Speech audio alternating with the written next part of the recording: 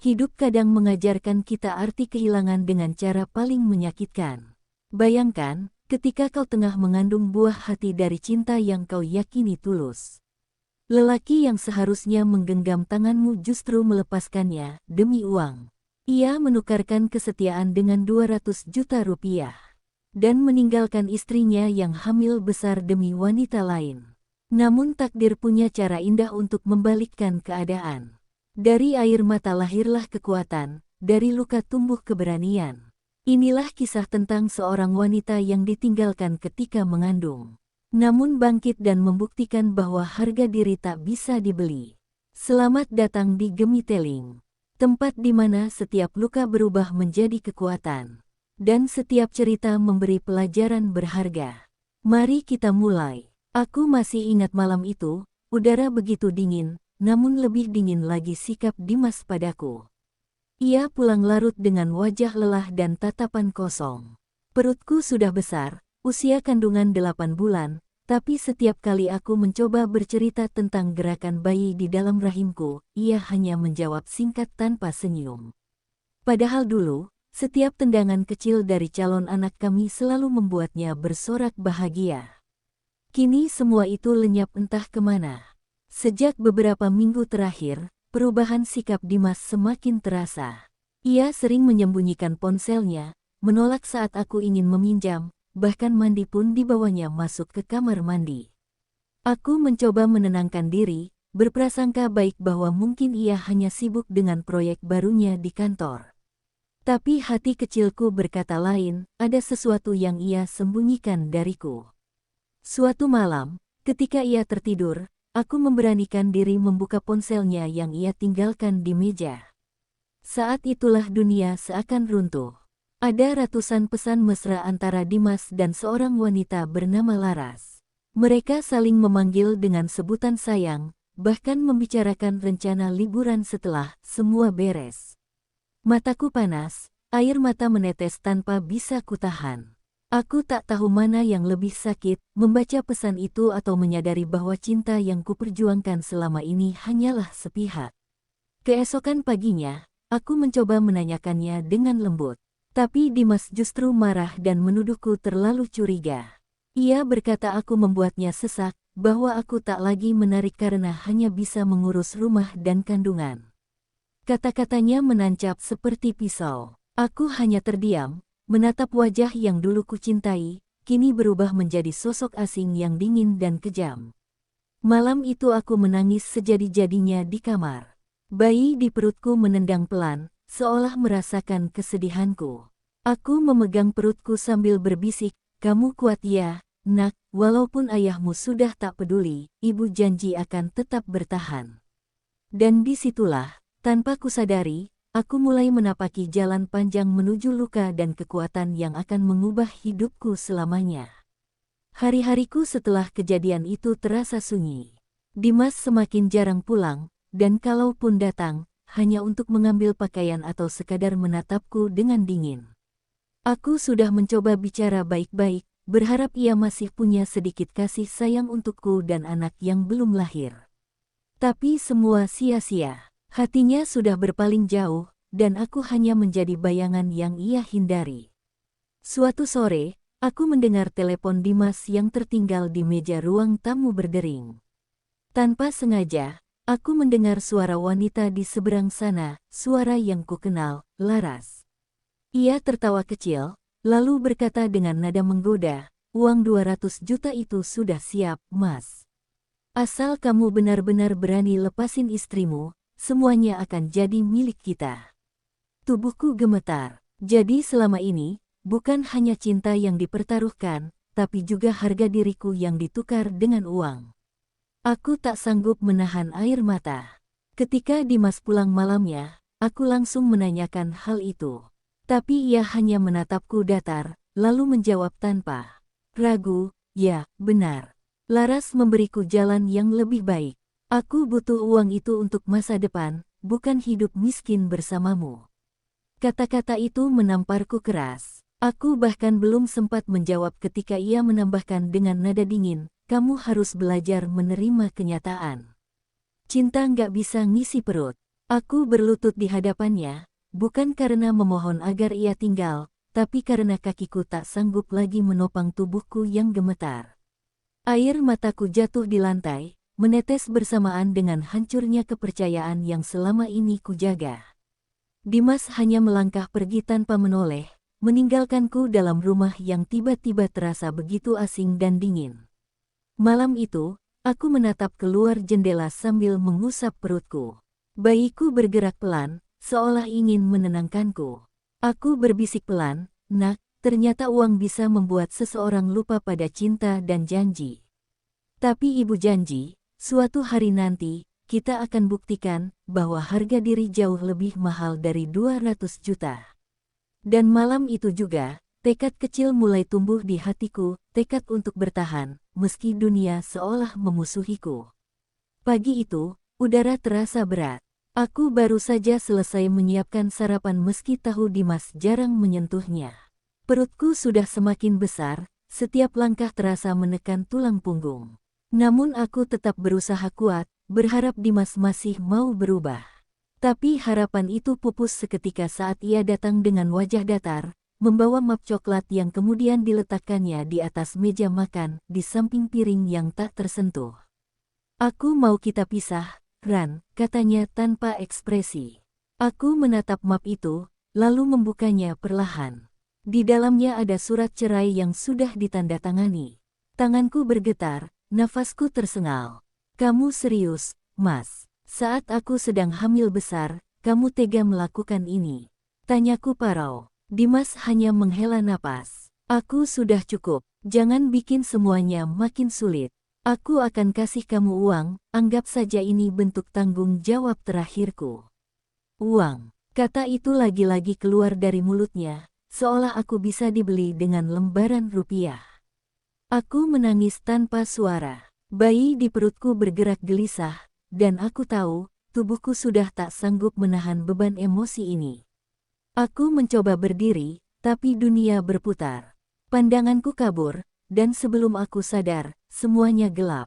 Aku pingsan tepat di depan meja itu, dengan surat cerai masih tergenggam di tanganku. Ketika aku sadar, aku sudah terbaring di rumah sakit. Ibuku menangis di sampingku, sementara dokter berkata bahwa aku hampir kehilangan bayiku karena tekanan darah yang melonjak akibat stres. Tapi Tuhan masih sayang padaku, bayi itu bertahan, jantungnya berdetak lemah namun kuat. Aku menatap langit-langit putih kamar itu dan berjanji dalam hati, aku tidak akan menangis lagi untuk pria yang meninggalkanku demi uang. Malamnya, Dimas datang hanya untuk menandatangani beberapa berkas rumah sakit. Tanpa menatapku, ia pergi. Dari jendela kamar, aku melihat punggungnya menjauh. Itulah terakhir kalinya aku melihatnya sebagai suami. Aku menggenggam perutku sambil berbisik lirih, "Kita cuma punya satu sama lain sekarang, Nak. Ibu janji, kita akan bertahan. Tanpa dia, tanpa belas kasihan siapapun." Dan malam itu, tekadku mulai mengeras menjadi dinding yang tak lagi bisa ditembus air mata. Hari-hari setelah keluar dari rumah sakit terasa berat, tapi aku bertahan demi bayi di dalam kandunganku. Ibuku yang sudah tua ikut menemaniku, meski aku tahu beliau menyembunyikan kesedihan setiap kali melihatku terdiam lama di kamar. Aku mulai terbiasa dengan kesunyian, tanpa suara Dimas, tanpa pesan, tanpa perhatian. Tapi justru di dalam kesunyian itu, aku mulai menemukan kekuatan kecil untuk berdiri sendiri. Bulan ke-8 berjalan lambat, tubuhku terasa semakin lemah, tapi aku tetap melakukan semua hal sendiri, memasak, mencuci, hingga mempersiapkan pakaian bayi yang kubeli dari hasil menjual cincin pernikahan kami. Saat itu aku tidak merasa kehilangan, hanya ada rasa lega.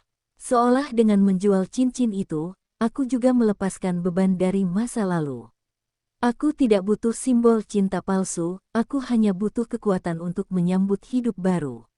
Dan hari itu pun datang lebih cepat dari yang kukira.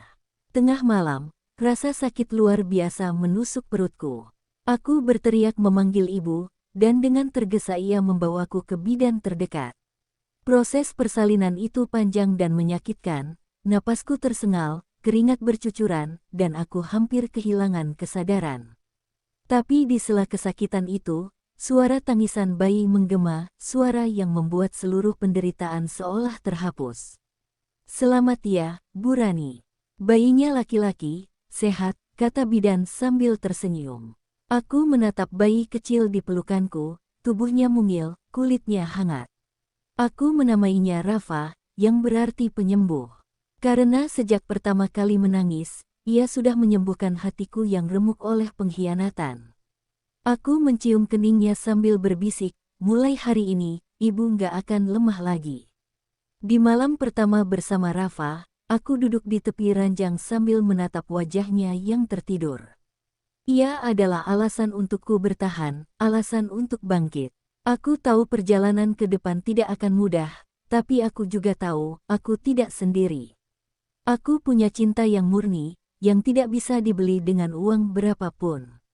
Luka yang dulu terasa pahit kini mulai berubah menjadi kekuatan. Dan untuk pertama kalinya sejak ditinggalkan, aku bisa tersenyum sambil berkata dalam hati, "Terima kasih, Tuhan, karena lewat luka ini, Engkau memberiku keajaiban kecil bernama Rafa." Setelah melahirkan, hidupku berubah sepenuhnya. Tak ada lagi Dimas yang dulu menemaniku, hanya tangisan kecil Rafa yang menjadi musik dalam kesunyian rumah. Tabunganku menipis, dan aku tak punya pekerjaan tetap. Untuk bertahan, aku menjual perhiasan peninggalan pernikahan yang dulu kubanggakan. Rasanya perih, tapi aku tahu, harga diri dan kebutuhan anakku jauh lebih penting daripada kenangan kosong. Setiap pagi aku bangun lebih awal untuk menyiapkan keperluan Rafa, lalu mulai berjualan online kecil-kecilan dari rumah. Aku menjual pakaian bayi dan perlengkapan rumah tangga, memotret barang dengan ponsel bututku.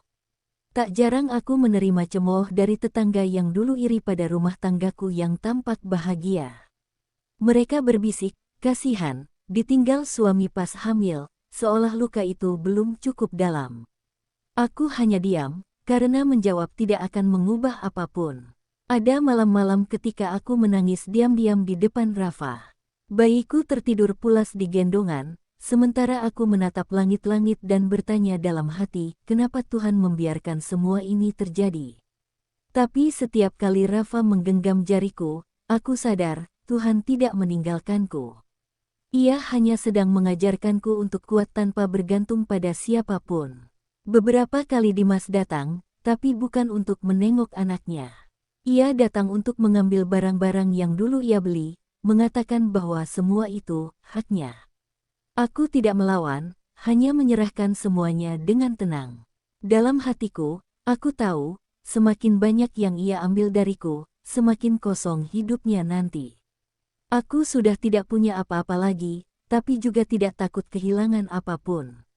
Suatu malam, setelah semua kesedihan itu berlalu, aku duduk di depan jendela sambil memandangi Rafa yang tertidur. Aku sadar, aku sudah berada di titik terendah dalam hidupku. Tapi justru dari titik terendah itulah aku mulai melihat cahaya kecil, harapan. Aku berbisik pada diriku sendiri, "Rani, kamu sudah hancur, tapi kamu masih hidup. Dan kalau kamu bisa bertahan sejauh ini, kamu pasti bisa bangkit." Kalimat itu menjadi awal dari perubahan besar yang akan mengubah nasibku dan Rafa. Selamanya, waktu berjalan perlahan, tapi setiap harinya aku berusaha memperbaiki hidup. Penjualan online-nya mulai ramai, dan banyak pelanggan yang puas dengan pelayananku.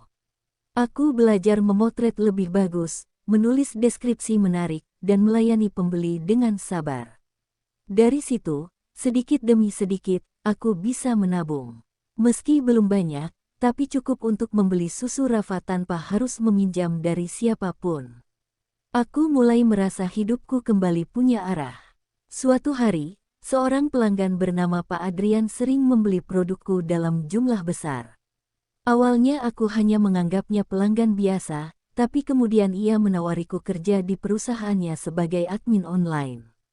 Aku sempat ragu, takut tidak mampu karena sudah lama meninggalkan dunia kerja. Namun Pak Adrian menenangkanku, katanya aku punya kemampuan komunikasi yang baik dan ketekunan yang jarang dimiliki orang lain.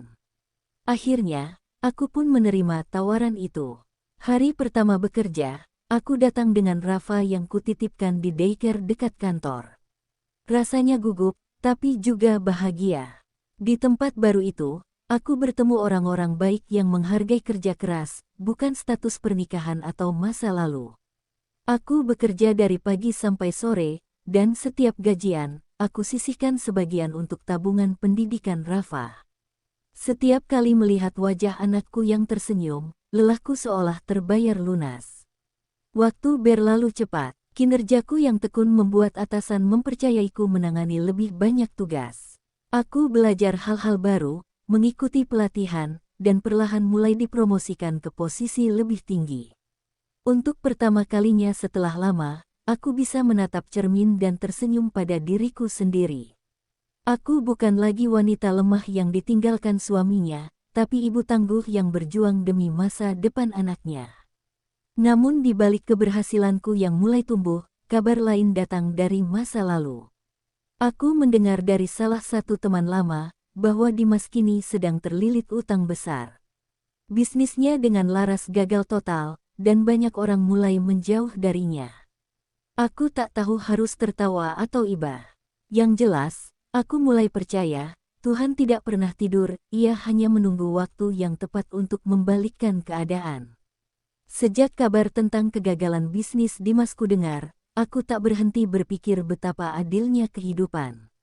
Dulu ia meninggalkanku demi uang 200 juta, mengira kekayaan dan wanita lain bisa membawanya ke kebahagiaan. Tapi kini, justru uang itu menjadi awal kehancurannya. Laras, wanita yang dulu ia banggakan, ternyata hanya memanfaatkannya. Uang hasil proyek yang mereka jalankan bersama Raib entah kemana, dibawa kabur oleh Laras, meninggalkan Dimas dalam tumpukan utang. Aku tak pernah membalas dendam, tapi melihat kehidupan yang dulu merendahkanku kini hancur sendiri, rasanya seperti keadilan yang datang tanpa perlu kugapai. Dari teman lama, aku mendengar bahwa Dimas sudah kehilangan pekerjaannya dan rumah yang dulu begitu ia sombongkan disita bank. Ia bahkan sempat mencari Laras ke berbagai tempat, tapi wanita itu menghilang tanpa jejak. Semua janji manis, semua mimpi tentang hidup baru, lenyap seperti debu. Sementara itu, kehidupanku justru semakin membaik. Aku resmi diangkat menjadi kepala bagian digital marketing di perusahaan Pak Adrian. Penghasilanku cukup besar untuk membeli rumah kecil yang nyaman bagi Rafa dan ibuku. Aku tidak lagi hidup dalam ketakutan, melainkan dalam ketenangan. Setiap kali aku menatap wajah Rafa, aku tahu, perjuanganku tidak sia-sia. Luka yang dulu begitu dalam kini mulai sembuh, berganti dengan rasa syukur. Suatu sore, aku menerima pesan tak terduga dari nomor asing. Saat kubuka, ternyata pesan itu dari Dimas. "Rani, aku minta maaf. Aku salah. Aku cuma ingin bicara sebentar." Hanya itu isinya, tapi cukup membuat dadaku bergetar. Bukan karena masih cinta, melainkan karena masa laluku yang tiba-tiba mengetuk pintu setelah sekian lama tertutup. Aku tidak langsung membalas. Aku butuh waktu, bukan untuk berpikir apakah akan memaafkan, tapi untuk memastikan hatiku benar-benar tenang. Malam itu aku duduk di balkon rumah sambil memeluk Rafa yang tertidur di pangkuanku. Angin berhembus lembut, membawa pikiranku jauh ke masa lalu. Aku sadar, ini bukan tentang balas dendam, tapi tentang pembuktian. Aku sudah melalui neraka, dan kini aku hidup di surga kecil yang kubangun dengan air mata dan kerja keras. Dan mungkin, inilah waktunya untuk menghadapi masa lalu, bukan dengan amarah, tapi dengan kepala tegak. Hari itu, aku menghadiri sebuah acara bisnis besar yang diadakan oleh perusahaan tempatku bekerja. Aku datang mewakili divisi yang kupimpin, mengenakan setelan rapi berwarna pastel lembut. Rafa kuajak ikut, karena acaranya diadakan di hotel dengan taman luas dan ada area anak-anak. Siapa sangka, justru di sanalah takdir mempertemukanku kembali dengan masa lalu yang sudah lama ingin kulupakan, Dimas. Aku melihatnya berdiri di sudut ruangan, berpakaian seadanya, dengan wajah yang jauh berbeda dari yang kuingat. Matanya sayu, kulitnya kusam, dan tubuhnya tampak kurus. Ia terkejut saat melihatku, bahkan nyaris tidak percaya. Aku yang dulu ia tinggalkan dalam keadaan hancur kini berdiri tegak, percaya diri, dan disapa hormat oleh banyak orang. Aku hanya membalas tatapannya dengan senyum tipis, lalu melangkah menjauh. Aku tak perlu kata-kata, karena kehadiranku saja sudah cukup menjelaskan segalanya. Namun takdir belum berhenti bermain. Saat acara hampir usai, Dimas menghampiriku di luar ruangan. "Rani, tunggu," katanya lirih. Aku berhenti, tapi tak menoleh. "Aku cuma mau bilang maaf. Aku nggak pantas, aku tahu. Tapi, aku benar-benar nyesel." Suaranya bergetar, matanya memohon. Di belakangku, Rafa menggenggam ujung bajuku sambil berbisik, "Bu, itu siapa?" Aku tersenyum pada anakku dan menjawab lembut, "Cuma orang yang ibu kenal dulu, Nak." Dimas menunduk, mungkin menyadari siapa anak kecil di sampingku itu. Air matanya jatuh, tapi aku tetap berdiri tegak. "Kamu sudah dapat apa yang kamu mau dulu, Dim. Uang, wanita, kebebasan. Dan lihatlah, semua itu hilang. Aku nggak dendam, tapi aku juga nggak mau kembali ke masa lalu," kataku pelan tapi tegas. Untuk pertama kalinya, aku melihat Dimas benar-benar hancur, bukan karena kehilangan uang, tapi karena kehilangan orang yang tulus mencintainya dulu. Aku menggandeng Rafa dan melangkah pergi. Di belakangku, aku bisa mendengar isakan lirih Dimas yang mencoba menahan air mata. Tapi aku tidak menoleh lagi. Aku telah menutup bab lama dalam hidupku, dan tidak ada alasan untuk membukanya kembali. Di lift menuju lobi, Rafa menatapku dengan polos dan berkata, "Bu, kenapa ibu kelihatan sedih?" Aku tersenyum dan menjawab, "Enggak, Nak. Ibu enggak sedih. Ibu cuma lega karena akhirnya ibu bisa benar-benar selesai." Beberapa minggu setelah acara itu, Dimas kembali mencoba menghubungiku. Awalnya aku mengabaikan semua pesannya, tapi ia terus mengirimkan kata-kata penyesalan. Dalam salah satu pesannya, ia menulis, "Aku tahu aku nggak pantas dimaafkan, tapi aku cuma pengen minta kesempatan buat bicara, satu kali aja." Aku membaca pesan itu berulang kali. Ada bagian diriku yang masih marah, tapi ada pula bagian kecil yang ingin mendengarnya, bukan karena cinta, tapi karena aku butuh menutup cerita dengan tenang. Akhirnya, aku mengizinkannya datang ke kantor pada jam pulang. Saat ia tiba, wajahnya tampak lebih tua dari usia sebenarnya. Dimas duduk di depanku dengan tangan gemetar, lalu berkata pelan, "Aku udah kehilangan semuanya, Ran. Laras nipu aku, uang habis, rumah dijual, kerjaan nggak ada. Aku nyesel, aku bodoh." Aku hanya menatapnya diam-diam, tanpa emosi, tanpa amarah. Dulu aku sering membayangkan momen ini, tapi kini saat benar-benar terjadi, rasanya hampa. "Aku nggak butuh kamu nyesel, Dim," kataku akhirnya. "Aku cuma berharap kamu belajar. Karena waktu kamu ninggalin aku dulu, aku hampir mati, bukan cuma karena sakit hati, tapi karena aku harus melahirkan tanpa suami di sampingku." Dimas menunduk, air matanya menetes ke meja. "Aku tahu, aku dengar semuanya dari teman. Aku pengen minta maaf sama kamu dan anak kita. Boleh aku ketemu dia?" tanyanya dengan suara parau. Aku terdiam cukup lama, lalu menjawab tenang, "Kamu boleh lihat dari jauh, tapi jangan ganggu hidupnya. Rafa nggak tahu apa-apa, biarlah dia tumbuh tanpa luka yang kamu buat." Dimas mengangguk lemah. Ia tahu batasnya. Sebelum pergi, ia menatapku dalam-dalam dan berkata, "Kamu luar biasa, Ran. Kamu jauh lebih kuat dari yang aku kira. Terima kasih karena kamu masih hidup dan nggak hancur gara-gara aku." Aku tersenyum tipis. "Aku nggak hidup gara-gara kamu, Dim. Aku hidup meskipun kamu pernah menghancurkanku." Kalimat itu membuatnya terdiam lama, lalu pergi tanpa menoleh. Dan disitulah, aku benar-benar merasakan kebebasan, bukan karena membenci, tapi karena akhirnya bisa melepaskan. Malam itu, aku duduk di balkon sambil menatap Rafa yang sudah tidur. Aku menulis sesuatu di buku kecilku, "Aku sudah memaafkan, tapi bukan untuknya, untuk diriku sendiri." Karena selama aku masih marah, aku masih terikat dengan masa lalu. Saat kututup buku itu, aku tersenyum lega. Beban yang selama ini mengikat hatiku akhirnya terangkat. Aku telah selesai dengan bab luka, dan kini siap menyambut bab kebahagiaan yang baru. Kabar tentang Laras datang tiba-tiba, lewat berita yang viral di media sosial. Wajahnya terpampang jelas di layar ponselku, ditangkap polisi karena kasus penipuan investasi bodong senilai miliaran rupiah. Aku membaca beritanya berulang kali, sulit percaya bahwa wanita yang dulu merebut suamiku kini duduk di kursi tersangka dengan wajah penuh ketakutan. Komentarnya pun pedas, banyak yang menghujat, beberapa bahkan menyebutnya karma berjalan. Aku menarik napas panjang, bukan karena puas, tapi karena sadar bahwa semesta selalu punya cara membalas dengan adil. Beberapa hari kemudian, aku menerima panggilan dari pengacara yang menangani kasus itu. Ia berkata Laras ingin bertemu denganku sebelum sidang dimulai. Awalnya aku ragu, tapi akhirnya aku datang, bukan karena iba, tapi ingin menutup lembar terakhir masa laluku.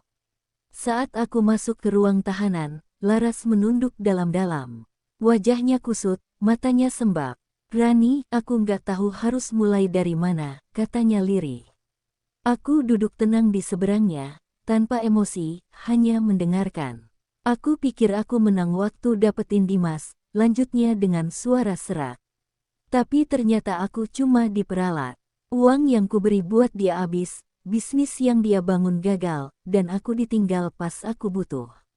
Sekarang aku di sini, dan kamu malah berhasil." Aku hanya tersenyum tipis. "Kamu nggak kalah karena aku menang, Las. Kamu kalah karena kamu menghancurkan orang lain buat kebahagiaanmu sendiri," jawabku pelan. Laras terisak, menutupi wajahnya dengan tangan.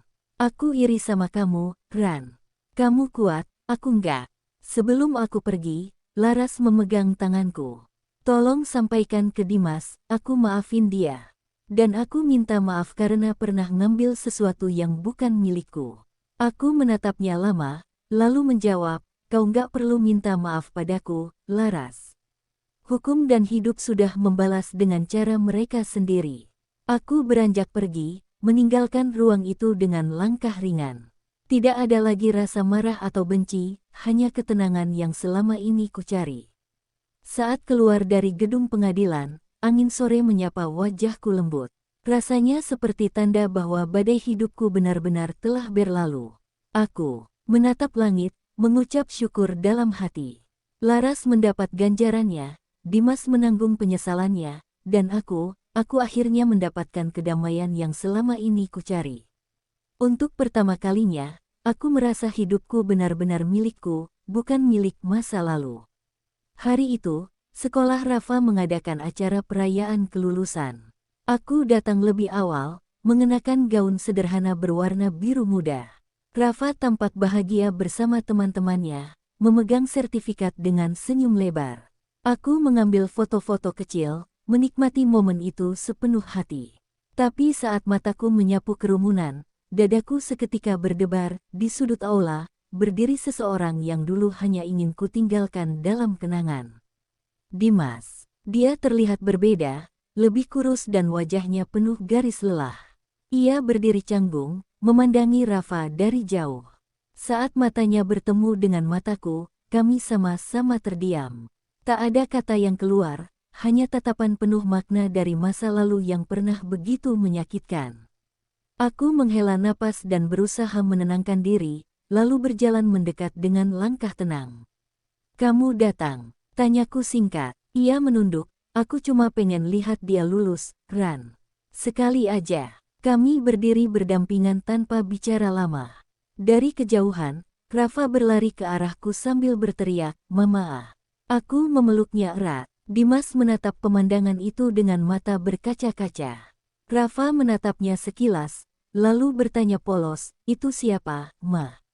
Aku tersenyum lembut, menunduk ke arah Rafa, dan menjawab, "Itu teman Mama, Nak." Dimas menunduk, tak sanggup menatap balik. Aku tahu, di balik diamnya, ada penyesalan yang tak akan pernah hilang. Sebelum pergi, Dimas mendekat dan berbisik pelan, "Terima kasih udah jagain dia.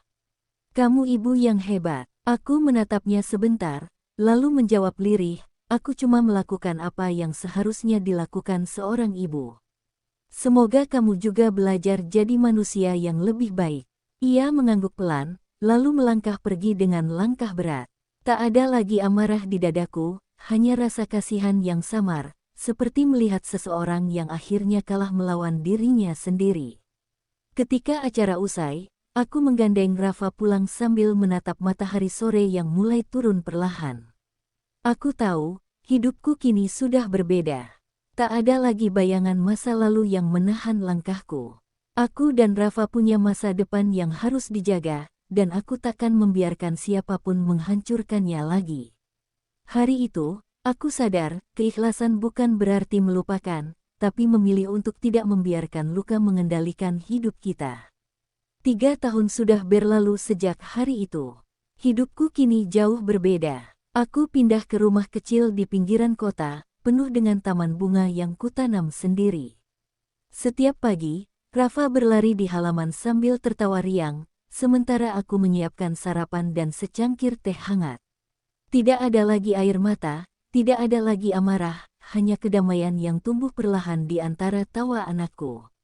Dulu aku pikir kebahagiaan datang dari cinta seorang suami, tapi ternyata kebahagiaan sejati datang dari hati yang berhasil memaafkan dan berdamai dengan masa lalu. Bisnisku semakin berkembang, bahkan kini aku bisa mempekerjakan banyak ibu tunggal yang dulu senasib denganku. Kami saling menguatkan, saling mengingatkan bahwa setiap luka bukanlah akhir, melainkan awal dari perjalanan yang baru. Kadang, di tengah kesibukan, aku duduk di teras sambil mengenang semua yang pernah kulalui. Dari dikhianati, diceraikan saat hamil besar, hingga bangkit lagi dari nol, semuanya terasa seperti mimpi panjang yang kini sudah berakhir. Suatu sore, saat aku dan Rafa menatap langit senja, ia bertanya polos, "Ma, kenapa Mama nggak punya papa kayak teman-temanku?" Aku menatapnya lembut dan tersenyum. "Karena papa kamu punya jalannya sendiri, Nak. Tapi Mama punya kamu, dan itu sudah lebih dari cukup." Rafa tersenyum kecil, lalu memelukku erat. Dalam pelukan itu, aku merasa seluruh luka yang dulu menyesakkan dada perlahan sembuh sepenuhnya. Malamnya, sebelum tidur, aku menulis satu kalimat terakhir di buku harian yang dulu selalu menampung air mataku. Aku pernah kehilangan segalanya, tapi ternyata dari kehilangan itu aku menemukan diriku sendiri. Kalimat itu menjadi penutup perjalanan panjangku, bukan akhir, tapi bab baru dari kehidupan yang penuh arti. Kini aku tahu, cinta sejati tidak selalu datang dari pasangan, tapi bisa tumbuh dari kasih seorang ibu kepada anaknya, dan dari keyakinan bahwa Tuhan tidak pernah meninggalkan hamba yang sabar. Hidupku mungkin pernah hancur, tapi dari kehancuran itulah aku dibentuk menjadi wanita yang lebih kuat, lebih berani, dan lebih tahu arti kebahagiaan yang sesungguhnya. Dan malam itu, sambil memeluk Rafa, aku berbisik pelan, "Terima kasih, Nak, karena kamu alasan Mama bertahan." Hidup kadang membawa kita melewati badai. Bukan untuk menghancurkan, tapi untuk menguatkan. Ditinggalkan di saat terlemah, dikhianati oleh orang yang dipercaya. Namun pada akhirnya, Tuhan tak pernah salah memberi jalan. Dari air mata lahir kekuatan. Dari luka tumbuh keberanian. Dan dari kehilangan, tercipta wanita yang baru.